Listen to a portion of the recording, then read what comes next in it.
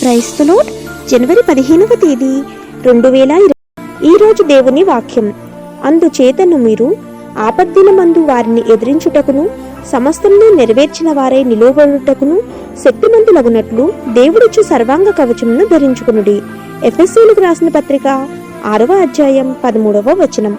ప్రియమైన సహోదరి సహోదరులారా, మనం ఆధ్యాత్మిక యుద్ధంలో ఉన్నాం కాబట్టి మనం సర్వాంగ కవచమును ధరించుకోవాలి. మన అనుదిన ప్రార్థనలు, మన దైనందిన లేఖనాలు చదవటం, మన ఆధ్యాత్మిక రక్షణ కోసం దేవుడు మనకిచ్చిన సర్వాంగ కవచమును గుర్తించి ఆధ్యాత్మిక యుద్ధం చేయడానికి మనం సంసిద్ధంగా ఉండాలి. మనం యుద్ధంలో ఉన్నామని మనకి తెలుసు కాబట్టి మనం ప్రతిరోజు ప్రతి పని, ప్రతి లేఖనాన్ని అత్యవసర భావంతో సమీపించాలి. కీడు సంభవించు దినము వచ్చుచున్నదని దేవుడు దయచేసిన ఉపకరణములను ఆయన అనుగ్రహించే శక్తియు ప్రభావంను వినియోగించుకుందాము రండి. ఆమేన్. God bless you.